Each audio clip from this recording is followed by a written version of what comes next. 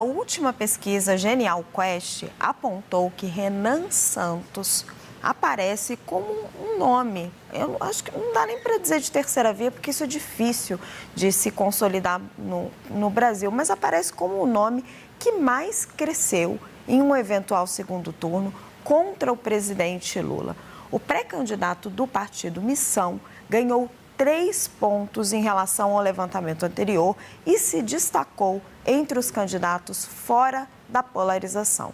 Para falar sobre esse cenário e os desafios da campanha, a gente vai receber agora o candidato do Missão, Renan Santos, a quem eu agradeço a sua disponibilidade para participar aqui do Poder Expresso. Oi, pré-candidato, seja muito bem-vindo aqui ao nosso jornal. Candidato, chama atenção que o senhor aparece na última pesquisa Quest, pontuando melhor do que alguns ex-governadores, como Romeu Zema, como Aécio Neves. O senhor tem um desempenho importante no último levantamento de segundo turno, ganha pontos relevantes, enquanto os outros não estão conseguindo crescer. Ao que o senhor atribui esse desempenho? Tudo bom, Raquel? Tudo bom? Uma boa tarde a todos que estão nos assistindo. Obrigado pela oportunidade. Primeiro, eu vou começar concordando com o ponto que foi colocado na análise inicial, que, de fato, o nome de terceira via não tem muita chance. Eu não sou da terceira via, eu vou substituir o Flávio como o único candidato de direita nessa eleição. E assim eu sou, e assim me colocarei no segundo turno. A segunda coisa, eu não fico surpreso por estar à frente dos governadores, simplesmente porque eu sou um pré-candidato hoje superior a eles. Então, é natural, não apenas me comunico melhor, eu sou presidente do meu próprio partido, os demais pré-candidatos, eles infelizmente têm que se submeter a decisões erradas que vêm dos partidos deles. Então, eu acho que era um caminho natural. Na verdade, eu não estou surpreso com essa pesquisa e nem concordo com o resultado dela, porque, tranquilamente, eu tenho muito mais do que 3 pontos percentuais hoje na preferência do brasileiro. Mas ao que o senhor atribui? O senhor está tendo um desempenho melhor do que governadores que governaram estados importantes, que já teriam um recall do público? A qual tipo de estratégia, a forma com que o senhor está se apresentando, como que o senhor está se colocando, que está tendo essa familiaridade com as pessoas? É o que eu disse, eu sou um pré-candidato superior. Quando eu digo superior, eu apresento um conjunto de propostas melhores, eu realmente rodo o Brasil e vejo os problemas reais do Brasil. Eu, em vez de ficar, ora, xingando Lula ou puxando o saco do Bolsonaro, como infelizmente fazem os demais pré-candidatos, eu me posiciono sobre os erros dos demais e apresento soluções sobre tudo. Então, quando eu vou para o Nordeste, eu trago uma posição otimista sobre o futuro do Nordeste. Eu vou falar, por exemplo, sobre como industrializar a região, como transformar lá num polo de data center, como investir em energia. Quando eu vou para o Sul, eu vou falar do problema do Pacto Federativo, da ausência de investimento em estradas para o agricultor no Sul. Quando eu vou para o Rio de Janeiro, eu falo do problema das favelas, do crime organizado e trago sempre soluções. Ao invés de ficar nessa energia negativa e nessa briga meio inútil que a gente vê na política brasileira, eu trago propostas. Ao fazer isso, as pessoas começam a reconhecer. Primeiro os mais jovens e depois o montante geral da população. Então, eu acho esse um processo natural. Porque, na prática, ninguém está fazendo isso. Eu fico surpreso é que partidos que têm tanto dinheiro, fundo partidário, etc., não consigam fazer o básico. Eu só estou fazendo o básico, então não fico surpreso. Candidato, o senhor disse que só vai substituir Flávio Bolsonaro. E nas suas redes sociais, os seus vídeos fazem muitas críticas a ele, até mais do que ao presidente Luiz Inácio Lula da Silva. Por que o senhor acha que só é um candidato melhor do que Flávio Bolsonaro? Eu não estou envolvido em escândalo de corrupção e eu tenho proposta. É muito, muito simples. Ao não andar no jatinho Vorcaro, ao não ter, sei lá, parceiros meus que praticam rachadinha, ao não me envolver com o Bacelar, com o TH Joias, eu me torno uma pessoa, do ponto de vista ético, muito diferente dele. E eu não fujo de apresentar propostas, mesmo quando elas são impopulares. O Flávio fez uma declaração recentemente dizendo que, olha, eu não vou apresentar nenhuma proposta porque eu vou perder voto. Eu não, eu vou falar tudo que precisa ser feito, mesmo que isso me faça perder voto, senão eu seria um estelionatário. O estelionato eleitoral é justamente mentir para o eleitor, falou que vai fazer A e depois faz B. E sobre bater nele, no Lula, depende do dia. Tem dia que eu vou bater mais nele, tem dia que eu bato mais no Lula, depende do que cada um aprontou no dia. Eu vou chamar os nossos analistas para participar da nossa conversa, candidato. Vou convidar aqui a Vitória Abel. Pré-candidato, a minha dúvida é justamente em como que o senhor pretende atrair esses eleitores de Flávio Bolsonaro, porque tem uma parcela da direita que de fato parece ser fiel à família Bolsonaro, né, ao nome da família Bolsonaro, aquele em torno de 20% a 30% do eleitor que parece que não desiste de votar na família, independentemente de denúncias que aparecem ou não. Como que o senhor pretende conquistar essa parcela do eleitorado, já que o senhor já se vê num segundo turno? No segundo turno ou no primeiro? Só para qualificar a pergunta. Não, porque o senhor disse que vai substituir Flávio Bolsonaro como candidato da direita, então eu imagino que o senhor se veja no segundo turno. Sim, então no segundo turno, muito simples. Esse eleitor, ele vota contra o PT. Antes de votarem na família Bolsonaro, esse eleitor votava até em candidatos do PSDB no segundo turno, porque o foco era derrotar o petismo, que eles enxergam como inimigo no seu sistema de valores. Eu já derrotei o petismo, por exemplo, durante o impeachment da Dilma Rousseff. E aí basta eu mostrar para essas pessoas que eu sou melhor no enfrentamento ao PT, que eu sou mais vencedor nesse enfrentamento ao PT do que, por exemplo, Flávio Bolsonaro. E aí é uma questão de convencimento deles no segundo turno. No primeiro turno, se essas pessoas que são muito leais à família Bolsonaro quiserem votar no Flávio, elas votam. A questão é que elas sozinhas não são suficientes para colocá-lo no segundo turno. Tanto que o próprio Flávio Bolsonaro mudou a estratégia dele para tentar acenar para outros eleitores e ele não está conseguindo convencê-los. Candidato, queria convidar o Yander Porcela. Eu tenho mais perguntas, mas queria convidar primeiro o Yander Porcela para fazer uma pergunta. Yander. Candidato, boa tarde. Eu queria saber um pouco mais sobre o que o senhor pensa de economia. Caso seja eleito presidente, o senhor defende uma agenda mais liberal? Defende, por exemplo, privatização da Petrobras, dos Correios, das estatais em geral? Como que o senhor está fazendo esse programa em relação à economia? Primeira coisa, o Brasil tem um grave problema fiscal. A pessoa que está me ouvindo em casa tem que entender. Hoje os juros estão altíssimos, muito, muito altos. E os impostos estão altos. E se a gente olha a inflação, ela voltou a subir. Isso gera basicamente um empobrecimento geral da população. Isso dá porque o governo está gastando mal, está gastando demais, e a tendência é que as contas públicas estourem. Portanto, eu vou ter que fazer o que todo brasileiro está fazendo em casa agora. Eu vou ter que cortar despesa.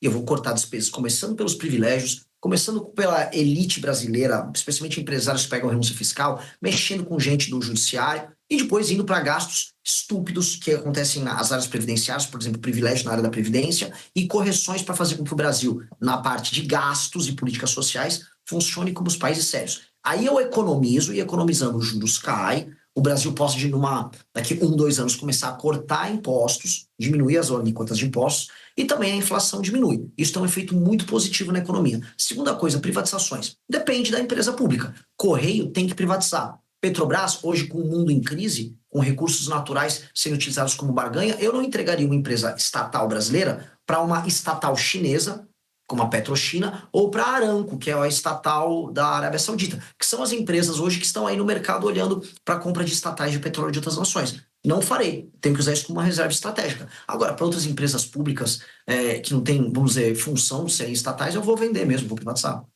A Petrobras seria a única empresa, então, que o senhor não privatizaria? Não, a Embrapa, por exemplo, eu não privatizaria. Candidato, o senhor já disse que é um admirador de Javier Milei. Por quê? Porque o Javier Milei, ele foi muito sincero no processo eleitoral argentino em falar que eles precisariam fazer reformas muito duras e que as supostas políticas sociais que encheram o Estado argentino de gastos não funcionavam e que quebraram a Argentina. E ao falar isso, ao invés de ficar contratando um marqueteiro para enganar o eleitor com palavra bonitinha, ele cativou os eleitores para uma causa. Portanto, ele, enquanto presidente, está representando uma causa, que ele chama de enfrentamento à casta dos políticos e aos gastos exagerados. E ele começou a apresentar seus primeiros resultados, como queda de inflação, redução do déficit na Argentina, que é absurdo, e começar a apontar, né, a boas expectativas em termos de crescimento econômico lá. Então eu admiro esse tipo de coragem que ele teve. Acho uma coragem realmente admirável e eu gostaria que os pré-candidatos no Brasil adotassem essa postura de falar a verdade, doa quem doer. O senhor tem ideias econômicas muito consistentes, candidato, mas, por exemplo, o seu projeto de desfavelização, como que o senhor financiaria ele? Duas maneiras. A partir do momento que a gente reduz as despesas do governo, o governo pode montar um programa de investimento em infraestrutura que inclua esse processo de desfavelização. O segundo é um modelo de leilão reverso. igual já existem outros setores da economia brasileira, chamando a iniciativa privada para participar disso. E como? Selecionando as áreas que participariam do Programa Nacional de Estabilização, primeiro, retirando de lá o crime organizado, e ali você montar verticalização, onde é necessário verticalizar, recuperação das habitações pré-existentes, se tem como recuperar, criação de áreas comuns, como praças e áreas comerciais, e treinamento, inclusive, para as pessoas trabalharem nessas áreas comerciais próximas, tudo financiado em parceria com a iniciativa privada, de modo a criar bairros funcionais. Com base nisso, e aumentando a capacidade de investimento do Estado brasileiro, a gente consegue mudar essa principal chaga do Brasil. Todo mundo sabe que viver em favela é muito ruim para as pessoas que moram lá. E só, sei lá, artista e intelectual acha bonito. Então, nós vamos enfrentar esse problema e, do ponto de vista econômico, isso vai se tornar uma solução e não um problema. Eu não estou falando em torrar dinheiro num programa que para muita gente é inútil porque tem gente que acha bonito favela. Eu estou falando em algo que vai integrar as pessoas e aumentar a produtividade daquelas pessoas das favelas, porque ao serem tratadas com dignidade, terem um bairro bom para morar, elas vão trabalhar melhor, produzir mais, estudar, porque no fundo elas estão sendo respeitadas como cidadãos. Vitória.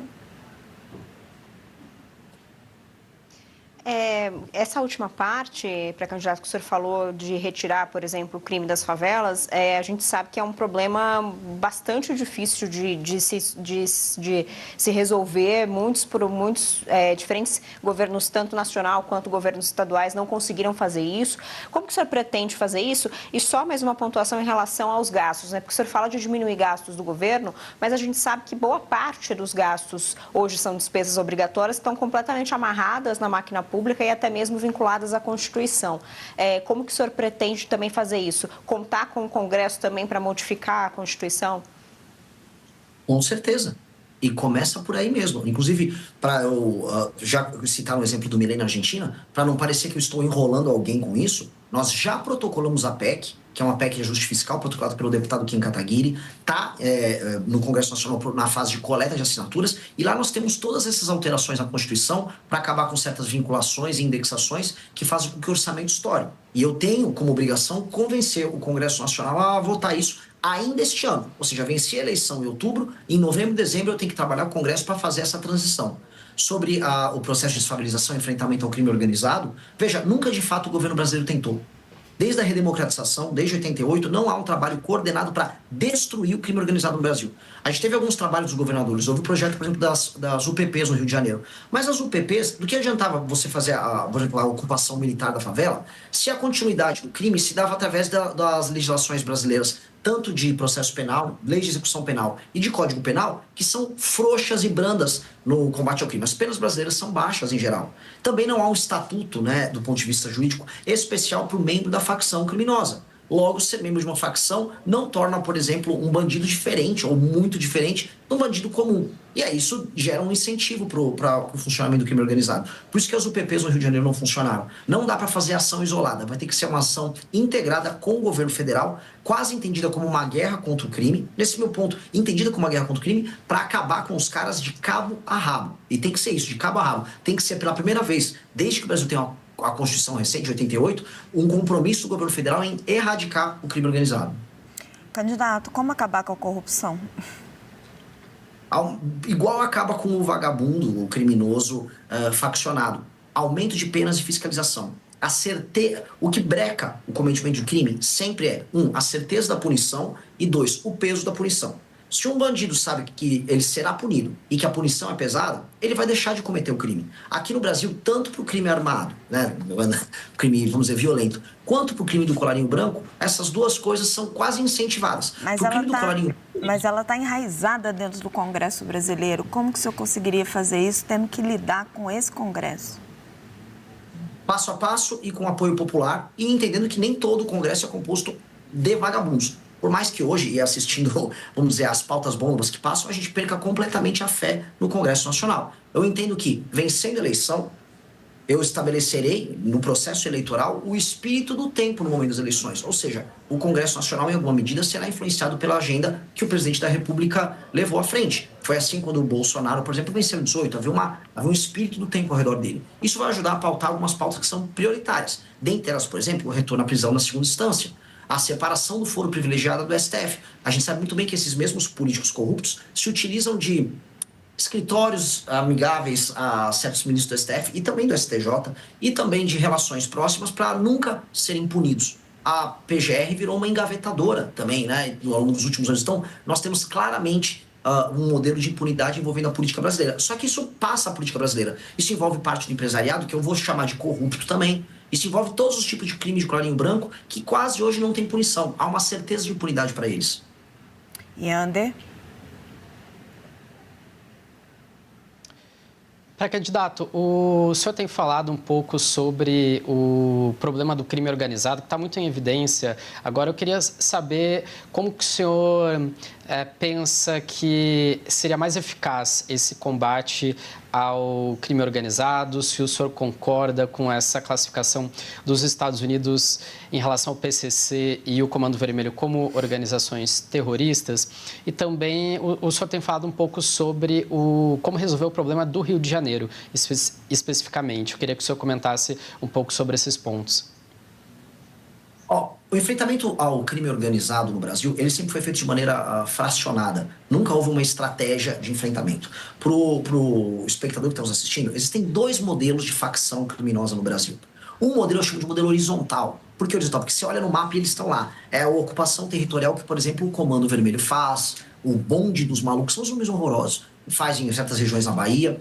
E você tem uma versão diferente que é a do PCC, que eu chamo de ocupação vertical. E por que vertical? Não é porque eles estão num prédio, é porque eles estão ocupando as instituições. Eles ocupam parte do Ministério Público, eles têm infiltração inclusive na imprensa, em empresas, distribuidoras, e aí eles infiltram as pessoas deles ali e aí eles conseguem fazer grandes negócios. Por exemplo, para enfrentar o Comando Vermelho, a gente tem que retirar eles das áreas que eles ocupam. No Ceará, eles tomam cidades inteiras, no Rio de Janeiro, cidades e determinados bairros, especialmente as favelas.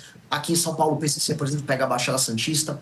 Já o PCC, o modelo dele, por exemplo, é baseado muito na exportação da droga para países europeus. E esse dinheiro que eles obtêm com a exportação da droga, eles lavam em outras atividades. Então, eles lavam de combustível até shows de funk, como aconteceu agora com o MC Rian.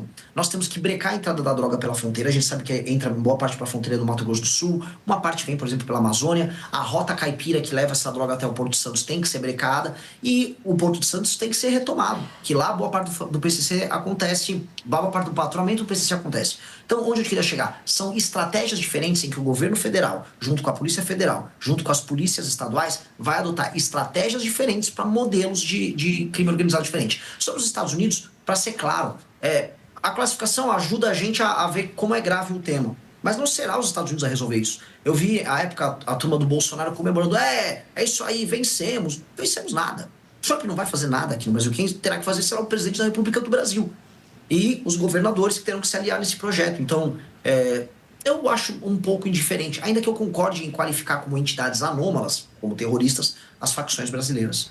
Candidato, eu queria falar de governabilidade. O presidente Lula está no seu 3º mandato, então as pessoas podem gostar ou não gostar dele, ele tem uma experiência enorme e está tendo uma dificuldade imensa para governar, porque tem um presidente do Senado com o qual ele está em conflito. Como é que o senhor, com um partido pequeno, iria governar o Brasil? O presidente Lula, quando a gente olha em perspectiva, ele tem uma fama, ele era um grande articulador, porque ele nunca executou. Ele sempre tentou comprar o Congresso. O Lula tentou comprar o Congresso no mensalão, depois com o Petrolão. E a diferença que ele está tendo agora, nesse mandato em que ele tem mais dificuldade, é simplesmente porque agora as emendas ficam à disposição dos parlamentares por conta do orçamento secreto. E aí ele não tem esses instrumentos. Ou seja, ele nunca foi um líder político bom o suficiente para cativar, através do seu projeto, os partidos a se juntarem ao seu governo. Hoje, naturalmente, é uma dificuldade muito grande por conta do orçamento secreto. E eu acho que ele tem que acabar. E nesse ponto, eu converso e dialogo com o STF, inclusive com o Flávio Dino, que é do campo político oposto ao meu, mas que hoje é ministro supremo, porque o Flávio Dino está lá, nesse instante, tentando mexer nos golpes e crimes tocados por parlamentares no orçamento secreto. Então, acho que o STF tem que disciplinar, junto com o governo federal, essa questão, para parar de existir essa chancela ao Centrão de usar o orçamento brasileiro como ele quiser, e aí ficar apenas botando uma faca no pescoço do presidente, não importa se de direita, de esquerda, de centro. Essa é a primeira coisa, nós temos que disciplinar essa questão do orçamento. Segundo, eu vou fazer composição. O que eu não vou fazer é toma lá da cá. E eu vou compartilhar o lucro político das vitórias nossas. Ou seja, se os governadores participarem e com as bancadas estaduais participarem da minha vitória na desfavelização e no combate ao crime, eu entrego a vitória política de mostrar essa conquista para todo mundo. Não tenho problema nenhum. O que eu não vou entregar é vitória econômica, vitória financeira, entregar ministério de porteira fechada para as outras pessoas fazerem negócios, como acontece com uma tradição em Brasília. Se, entendam, você mesmo citou, se eu fui eleito um partido que foi criado há 6, 7 meses atrás e venci as eleições, significa que o que eu digo é tão importante que o brasileiro falou, coloquem ele lá para mudar essa relação. E eu vou chegar lá para estabelecer uma nova relação. E eles vão ter que se ajustar a essa nova relação. Até porque o Brasil está quebrando. Até porque o modelo de roubalheira com emendas, que boa parte desse Congresso faz, e a gente sabe que essa é a base daquilo que a gente chama de política lá em Brasília, ele já ficou impossível, inviável. O Brasil está indo para uma crise fiscal que em 2007, 2028, ele quebra. E aí, eles são o carrapato no boi. O carrapato está matando o boi. E o carrapato no Brasil até tem uma consciência. Às vezes ele acorda e ajuda em umas reformas. Aconteceu isso na reforma da Previdência, nas reformas do governo Temer, aconteceu no governo de Itamar. Então, assim, chegou o momento da gente botar a consciência no carrapato e depois disciplinar o carrapato para ele parar de sugar tanto o sangue do boi, que infelizmente é o Brasil.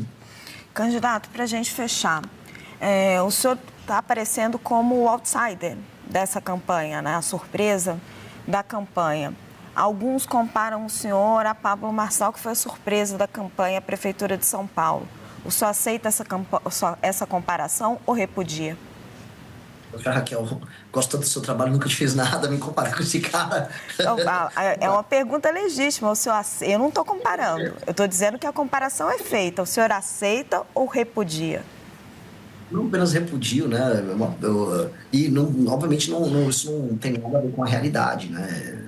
O Pablo Marçal, ele era um aventureiro numa eleição, falando absurdos, sem proposta concreta nenhuma. Eu estou há 12 anos na política, sem nenhuma mácula ao meu respeito, liderei manifestações grandes, fundei e sou hoje o presidente de um partido político, e por mais que eu esteja de fora, e realmente de fora do jogo político, eu criei um partido para que a gente entre nesse jogo, reforme ele por dentro, e que dure nos próximos 10, 20, 30 anos como uma força que vai mudar o destino do Brasil. Meu foco aqui não é vender um curso online, como o Pablo Marçal fez, após participar de uma eleição, porque ele apareceu na TV. Meu foco é que daqui a 30 anos o Brasil seja uma das 5 maiores nações do mundo, e minha ambição pessoal não é ficar rico como ele, é que as pessoas um dia vejam meu nome nos livros de história e falam, esse cara é especial, esse cara mudou o país. Se eu conseguir isso, eu estou super feliz. Bem melhor do que vender curso como ele faz.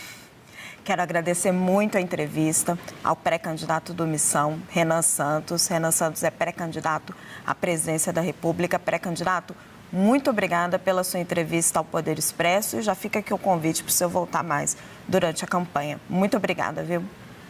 Obrigado, adorei a entrevista. Maravilhoso. Um abraço para todos vocês.